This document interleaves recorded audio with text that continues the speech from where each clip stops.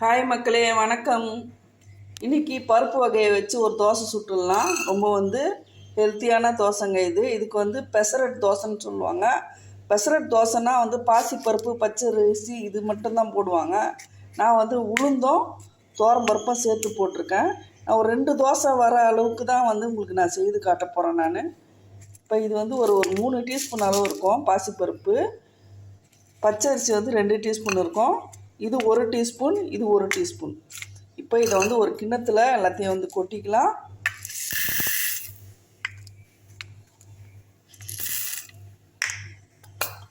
இப்போ போடுற அளவு கரெக்டாக 2 தோசை வருங்க. இது உடம்புக்கு ரொம்பவே நல்லது. உடனே சுடலாம், அரைச்சி வச்சுலாம் ரொம்ப ஒரு நாள் ஆகணும்னு அவசியம் இல்லை. இது நல்லா ஊற வச்சிடலாம். ஊற வச்சுட்டு பார்ப்போம். நான் நைட்டு காலையில் செய்கிறதுக்குன்னா நான் நைட்டு ஒரு கிண்ணத்தில் போட்டு ஊற வச்சுருவேன். காலையில் எழுந்துச்சி மிக்சியில் அரைச்சிடலாம். இது ஊறின பிறகு பார்ப்போம். இப்போ காலையில் ஆயிடுச்சு, நல்லாவே ஊறி வந்திருக்குங்க. பாருங்கள், நல்லாவே ஊறி வந்திருக்கு. இப்போ நம்ம போட்ட அளவுக்கு இந்த அளவுக்கு கிடைக்கும். இப்போ இதை மிக்சி ஜாரில் போட்டு நல்லா நைஸாக அரைச்சிக்கலாம். இப்போ சின்ன ஜாரில் போட்டுக்கலாம். கொஞ்சமாக தண்ணி வடிகட்டிட்டு இதை ஒரே ஷிஃப்டாகவே போட்டுக்கலாங்க. கொஞ்சம் தான் இருக்குது. மொத்தமே ஒரு 100 கிராம் அளவு வரும் ஊறின பிறகு. இப்போ ஜாரில் எல்லாத்தையும் போட்டாச்சு. அடுத்து இதில் ஒரு பிஞ்ச் அளவுக்கு கல் உப்பு போட்டுக்கலாம். ஒரு துண்டு இஞ்சி போட்டுடலாம். ஒரே ஒரு பச்சை மிளகா போட்டுடலாம். இப்போ இது எல்லாத்தையும் ஒரு துருவிட்டு அதுக்கப்புறம் தண்ணி ஊற்றி அரைப்போம். இப்போ ஒரு துருவியாச்சு. நம்ம ஊற வச்ச தண்ணியை கொஞ்சமாக ஊற்றிக்கலாம். இப்போ நல்லா நைஸாக அரைச்சிட்டு வந்துடலாம். நல்லாவே அரைச்சாச்சுங்க. பாருங்கள், இந்த அளவுக்கு அரைச்சாச்சு. நான் இதுக்கு கருப்பு உளுந்தை போட்டிருக்கேன். நீங்கள் கருப்பு உளுந்து இல்லைன்னா வெள்ளை உளுந்து சேர்த்து செய்யுங்க, ஒன்றும் பிரச்சனை கிடையாது. இப்போ நம்ம கொஞ்சம் கட்டியாக தான் இருக்குது. மிக்சி ஜாரை நம்ம கொஞ்சம் கழுவி ஊற்றிக்கலாம். கொஞ்சமாக தண்ணி சேர்த்துக்கலாம். இப்போ மாவு எடுத்தாச்சுங்க. இப்போ இந்த அளவுக்கு கரெக்டான பக்குவத்தில் இருக்குது. இப்போ இதில் ஒரே ஒரு சிட்டிக்கு அளவு மிளகுத்தூள் போட்டுக்குங்க. ஒரு சிட்டிகை சீரகம். இது டைஜஷனுக்கு ரொம்பவே ஹெல்ப்பாக இருக்குங்க. இப்போ இந்த மாதிரி கலந்து சுட்டும்போது டேஸ்ட்டு ரொம்பவே சூப்பராக இருக்கும். அவ்வளோதான், ரெடி ஆயிடுச்சு மாவு. இப்போ தோசை ஊற்றி பார்த்துடலாம். இதில் புரோட்டீன் சத்து ரொம்பவே அதிகமாக இருக்குங்க. புரோட்டீன் எடுத்துக்கணும்னு நினைக்கிறவங்க இந்த மாதிரி உடனடியாக ஊற வச்சு, மாவை பொறுத்தவரையிலும் புளிக்கணும்னு அவசியமே கிடையாதுங்க. அப்படியே சுட்டுடலாம். ஊற வைக்கிறது மட்டும்தான் வேலை. நைட்டில் ஊற வச்சுட்டு காலையில் எழுந்துச்சி நம்ம சுடலாம். இப்போ 3 பேர் இருக்கிறோம்னா அதுக்கேற்ற மாதிரி நீங்கள் இது ஒருத்தருக்கு போட்ட அளவு. 3 பேருக்குன்னா இதே நீங்கள் 3 பங்காக போட்டு உடனே சுட்டு உடனே மாவுலாம் ஃப்ரிட்ஜில் ஸ்டோர் பண்ணாமல் உடனே காலி பண்ணிடுற மாதிரி நீங்கள் ஊற வைங்க. அதுக்காக தான் அளவை நான் துல்லியமாக காட்டுறேன். அரை கிலோ, 1/4 கிலோ, 1 கிலோன்னு சொல்லும்போது கொஞ்சம் குழப்பமாக இருக்கும். இந்த மாதிரி இன்னும்போது நம்ம வாங்கி டப்பாவில் கொட்டி வச்சுக்கிட்டோம்னா இந்த அளவு ஸ்பூன் அளவுன்னும் ரொம்பவே ஈஸியாக இருக்கும் எடுக்கிறதுக்கு. எல்லார் வீட்லேயுமே இப்போ 2 பேர் 3 பேர் அளவு தாங்க இருக்காங்க. ஆட்கள் ரொம்பவே கம்மியாகிடுச்சு. வாங்க இப்போ சுட்டு பார்த்துடலாம். இந்த 2 தோசைக்கு கொஞ்சமாக சட்னி செஞ்சுக்கலாம். இப்போ அதுக்கு நான் ஒரே ஒரு சில்லு அளவு, அதாவது இது சின்னதாக இருக்குது தேங்காய், அதனால் ஒரே ஒரு சில்லு அளவு தேங்காய் எடுத்துக்கோங்க. ஒரு பச்சை மிளகா, ஒரு 2 டீஸ்பூன் அளவு வேர்க்கடலையிலையும் அதிகமாக புரோட்டீன் சத்து அதிகமாகவே இருக்குங்க. இந்த தோசையை பொறுத்தவரையிலும் ரொம்ப ஹெல்த்தியான சட்னி, ஹெல்த்தியான டிஃபனுங்க இது. உப்பு கொஞ்சமாக எடுத்துக்கலாம். இப்போ தேங்காவை கட் பண்ணி போட்டுக்கலாம். தேங்காய் கட் பண்ணி போட்டாச்சு. இந்த பச்சை மிளகாவையும் இந்த கொஞ்சோண்டு ஒரு சின்ன அளவுக்கு புளி எடுத்துருக்கேன். இது போட்டால் தான் வேர்க்கடலை சட்னி ரொம்பவே டேஸ்ட்டாக இருக்கும். இப்போ இந்த உப்பையும் போட்டுட்டு முதல்ல துருவிட்டு அதுக்கப்புறம் வேர்க்கடலை போடுங்க. நல்லா துருவியாச்சு. தேங்காவை நல்லா இந்த மாதிரி நைஸாக துருவின பிறகு போடும்போது நம்மளுக்கு வேர்க்கடலையை ரொம்ப குழக்கொன்னு இல்லாமல் கொஞ்சம் கொரகொரப்பாக எடுத்தோம்னா இந்த தோசைக்கு ரொம்பவே சூப்பராக இருக்கும். இப்போ இதை வந்து நல்லா அரைச்சிட்டு வந்துடலாம்.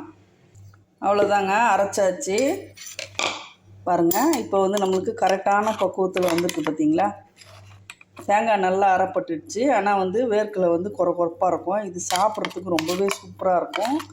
நான் வந்து ஒரே ஒரு ஆள் சாப்பிட்ற அளவுக்கு நான் செய்கிறேங்க. நீங்கள் கட்டியாகவும் வச்சிடலாம், கொஞ்சமாக தண்ணி ஊற்றி கூட வந்து மிக்ஸ் பண்ணிக்கலாம்.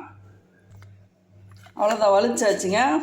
இது வந்து ஒரு ஆளுக்குன்றதுனால நான் வந்து கரெக்டான அளவாக எடுத்திருக்கேன். இந்த அளவுக்கு போதும், 2 தோசைக்கு இந்த அளவுக்கு சட்னி போதும்.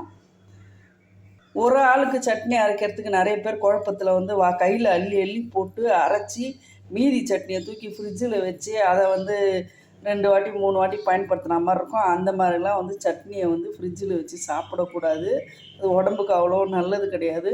நீங்கள் எதுவாக இருந்தாலும் கொஞ்சமாக செய்கிற பழக்கம் வச்சுக்கோங்க. திட்டமாக வந்து கொஞ்சமாக செஞ்சு மீறாத அளவுக்கு சமைக்க கற்றுக்குங்க. சமையல் கற்றுக்கிறத விட அளவோடு செய்கிறது தான் வந்து உணவை வந்து என்றைக்குமே வேஸ்ட் பண்ணாமல் நீங்கள் திட்டமாக செய்ய பழகிக்குங்க. சின்னதாக இதுக்கு ஒரு தாளிப்பு கொடுத்துடலாம். இப்போ இந்த சட்னிக்கு ஆயிலே இல்லாமல் நம்ம வந்து தாளிச்சிடலாம். ஆயில் இல்லாமல் நீங்கள் கருவேப்பிலையும் கடுகையும் வெறுமனையும் போட்டுக்குங்க. போட்டு கேஸ் ஆன் பண்ணிக்கோங்க. ஆயில் ஊற்றி தாளிக்கிறதுனால எந்த டேஸ்ட்டும் கிடையாதுங்க. இப்படி வந்து வெறுமனையாக கூட நம்ம வந்து போடலாம், உடம்புக்கு ரொம்பவே நல்லது. பாருங்கள், கடுகு பொரிஞ்சிச்சு, கருவேப்பிலையும் பொரிஞ்சிருச்சு, ஆயில் ஒரு சொட்டு கூட ஊற்றலை. இப்போ இதே மாதிரி நம்ம வந்து பொரித்து கூட நம்ம வந்து பாட்டிலில் போட்டு வச்சுக்கிட்டு சட்னிக்கு வந்து அப்பப்போ தாளிக்காமல் எடுத்து ஒரு பிஞ்சு அளவுக்கு வந்து தூவிக்கலாம். இப்போ கேஸ் ஆஃப் பண்ணிவிடுவோம். சட்னி வந்து இப்படியும் தாளிக்கலாங்க. சில பேர் சட்னி தாளிக்கிறேன்னு சொல்லிட்டு அவ்வளோ எண்ணெயோடு தூக்கி வந்து அந்த சட்னியில் ஊற்றுவாங்க. இந்த கடுகில் இருக்கிற ஃப்ளேவர் வந்து கண்டிப்பாக வந்து இதில் இறங்கும். எண்ணெய் இல்லாமல்னும் போது டேஸ்ட் இருக்காதுன்னு நினைக்காதீங்க, ரொம்பவே சூப்பராக இருக்கும். அவ்வளோதான். இப்போ ஒரு தவா வச்சுட்டு கேஸ் ஆன் பண்ணி தவா காயட்டும். தோசை ஊற்றி பார்த்துடலாம். இந்த அளவுக்கு பக்குவத்தில் இருக்குங்க. கரெக்டாக இது வந்து 2 கரண்டி 2.5 கரண்டி மாவு வரும் பாருங்கள். நிறைய பேர் வளவலன்னு பேசுகிறேன்னு சொல்கிறாங்க. எந்த ஒரு விஷயத்தையும் துல்லியமாக கற்றுக்கினா மட்டும் அது ஒரு நாள் தான் நம்ம வந்து ஒரு 5 நிமிஷம் கேட்க போகிறோம். நான் போடுறதே வந்து 5 நிமிஷம் தான், 5 நிமிஷம் 8 நிமிஷம் வீடியோ தான். அதை பொறுமையாக நம்ம தெரிஞ்சுக்கிட்டோம்னா அதுக்கப்புறம் வாழ்நாள் ஃபுல்லாக வந்து நம்ம இந்த ஒரு விஷயத்தை கற்றுக்கலான்றதை மட்டும் நீங்கள் மைண்டில் வச்சுக்கோங்க. தேவையில்லாத விஷயத்தெல்லாம் வந்து உட்காந்து நம்ம வந்து சோஷியல் மீடியாவில் பார்த்துட்ருப்போம். இந்த மாதிரி நம்ம சாப்பிட்ற உணவு எப்படி தயாரிக்கணும், அதை எப்படி ஹெல்த்தியாக வந்து செய்யலாம், நம்ம யாரோட சப்போர்ட்டும் இல்லாமல் தனியாக நம்ம வந்து செய்து சாப்பிட்றதுக்கு பழகிக்கணும் நம்ம. இப்போ தோசை ஊற்றிடலாங்க. அதில் ஒரு கரண்டி ஊற்றுறேன். இது வந்து நல்லாவே சூப்பராக தேய்க்க வரேங்க. டேஸ்ட்டும் ரொம்பவே சூப்பராக இருக்கும் பாருங்கள். மெலிசாவும் தேய்ச்சிக்கலாம், கனமாகவும் தேய்ச்சிக்கலாம். இதுக்கு நான் வந்து நெய் ஊற்ற போகிறேன். நீங்கள் ஆயில் வேணுன்னா ஊற்றிக்கோங்க. லேசாக தான் ஊற்றுறேன், அவ்வளோதான்.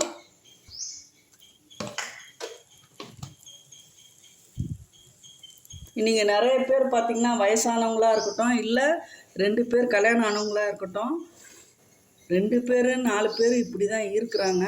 நாங்கள் எங்கள் காலத்துலலாம் படியை அளந்து தான் அரிசி போட்டு சாப்பாடு வடித்தோம், டிஃபன் செஞ்சோம். படி கணக்கில் தான் அம்மாலாம் வந்து இட்லி தோசைலாம் அரைப்பாங்க. இன்றைக்கி பார்த்திங்கன்னா இவ்வளோ சுருங்கி இன்றைக்கி ஸ்பூன் அளவுக்கு வந்துருச்சு வாழ்க்கை. வயசானவங்க 2 பேர் இருந்தீங்கன்னா கவலைப்படாதீங்க, யாருமே இல்லைன்னு நினைக்காதீங்க. இந்த மாதிரி கொஞ்சமாக திட்டமாக மிக்சியில் அரைச்சி நீங்கள் ஹெல்த்தியாக சாப்பிடுங்க. யாரையும் எதிர்பார்க்காம, யாரும் இல்லையே நம்மளுக்கு செய்து கொடுக்குன்னு சொல்லிட்டு கவலையே படாதீங்க. என்னுடைய வீடியோக்கள் நிறைய பேர் வந்து 50 வயசு 60 வயசு ஆட்கள் தான் நிறைய பேர் பார்க்குறாங்க. அதனால தான் நான் இந்த மாதிரி வீடியோக்களையே வந்து நான் போஸ்ட் பண்ணுறேன். யாரோட ஆதரவும் இல்லாமல் தனிமையாக வாழ்கிற ஒரு நிலைமையில் இருக்காங்க நிறைய பேர். இப்போ நெய்யை வந்து லைட்டாக வந்து அப்படியே ஸ்ப்ரெட் பண்ணி விட்டுட்டு அப்படியே திருப்பி விட்டுடலாம்.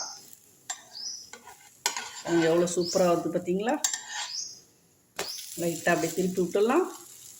வயசானவங்க 2 பேர், கணவன் மனைவி 2 பேர் வயசான தாத்தா பாட்டி இருந்தாங்கன்னா அவங்களுக்கு ரொம்பவே ஹெல்ப்பாக இருக்கும். 2 தோசைக்கு மேலே அவங்களால சாப்பிட முடியாது. அதனால் கரெக்டாக 4 தோசை 5 தோசைக்கு மேலே அதிகமாக வராது. இப்போ தோசை எடுத்துடலாம். எவ்வளோ மொறுமொறுன்னு சூப்பராக இருக்குது பாருங்கள். இதில் நம்ம வந்து எதுவுமே ரொம்ப வெறும் பருப்பு தான். ரொம்பவே ஒரு ஹெல்த்தியான தோசைங்க இது. இப்போ எத்தனை தோசை வருதுன்னு கண்டிப்பாக நீங்கள் தெரிஞ்சுக்கணும். அப்போ தான் நீங்கள் வந்து போடுறதுக்கு சரியாக இருக்கும். 2 இல்லைங்க 3 தோசையே வரும். நான் ஒரு கரண்டி மாவு தான் ஊற்றுறேன். தாராளமாக ஒரு ஆள் திருப்திலாம் சாப்பிட்றவங்களா இருந்தால் 3 தோசை தாராளமாக போதும். திருப்பி விட்டுடலாம். இந்த தோசையை எடுத்துடலாம். இப்போ இந்த மாவை நான் மொத்தமாக ஊற்றிட போகிறேன்.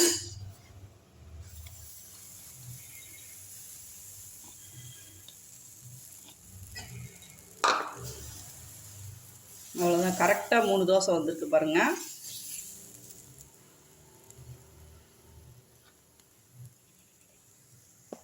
இப்போ இந்த தோசையும் வந்துருச்சுங்க, எடுத்துடலாம். அவ்வளோதான், 3 தோசையும் ரெடி. நீங்கள் பருப்பு அரிசியை வந்து மொத்தமாக வந்து கலந்து கூட வச்சுக்கலாங்க. ஒரு 1/2 கிலோ வந்து நீங்கள் இந்த தோலோடு இருக்கிற பாசி பருப்பு எடுத்திங்கன்னா உளுந்து வந்து 50 கிராம் போட்டுங்க.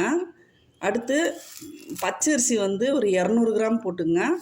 பருப்பு வந்து 100 கிராம் போட்டுங்க.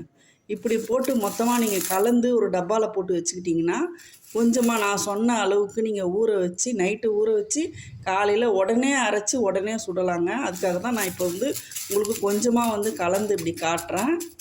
இந்த மாதிரி போட்டு நீங்கள் வச்சுக்கிட்டிங்கன்னா அப்பப்போ நீங்கள் அளந்து கலக்கணுன்னு கூட அவசியம் இல்லை. ஈஸியாக இருக்கும். எடுத்து அளந்து போகிறதுக்கு அதுக்குன்னு ஒரு டம்ளரோ அளவோ மெஷர்மெண்ட் ஏதாச்சும் உள்ளே போட்டு வச்சுக்கோங்க. தடவை ஊற வைக்கும்போது கொஞ்சம் குழப்பமாக இருக்கும். நீங்கள் வந்து ஒரு முறை நீங்கள் செய்துட்டிங்கன்னா அப்புறம் உங்களுக்கு அளவு வந்து ஈஸியாக தெரிஞ்சிடும். மாவுலாம் அரைச்சி வச்சு ஃப்ரிட்ஜில் ஸ்டோர் பண்ணி புளிக்க வச்சுலாம் சாப்பிட்ணுன்னு அவசியம் இல்லை. இந்த மாதிரி ஹெல்த்தியாக கூட சாப்பிட்லாம். இதுக்கு ரொம்ப வந்து செலவும் ரொம்பவே கம்மி தாங்க. அவ்வளோதாங்க, ரெடி ஆயிடுச்சுங்க. 3 தோசை வந்திருக்கு பாருங்கள். சட்னியும் ரெடி. இந்த அளவுக்கு தாராளமாக போதும் இந்த 3 தோசைக்கு. இந்த வீடியோ யாருக்கு உதவுதோ இல்லையங்க, வயசானவங்களுக்கு ரொம்பவே உதவும். அதே மாதிரி கர்ப்பிணி பெண்களுக்கும் வந்து இந்த மாதிரி வந்து நம்ம வந்து தோசை சுட்டு கொடுக்கலாம். உடம்புக்கு ரொம்பவே நல்லது. இதில் புரோட்டீன் அதிகமாக இருக்குது, இரும்பு சத்தம் அதிகமாக இருக்குது. பழைய மாவில் சுட்டு கொடுக்காம இந்த மாதிரி ஃப்ரெஷ்ஷாக செஞ்சு கொடுக்கலாங்க. இந்த வீடியோ உங்களுக்கு ரொம்ப பயனுள்ளதாக இருந்துச்சுன்னா ஒரு லைக் கொடுத்துருங்க. வீடியோ பிடிச்சிருந்தா லைக் பண்ணுங்கள், ஷேர் பண்ணுங்கள், சப்ஸ்கிரைப் பண்ண மறக்காதீங்க. கண்டிப்பாக கமெண்ட் பண்ணுங்கள். தேங்க்யூ மக்களே.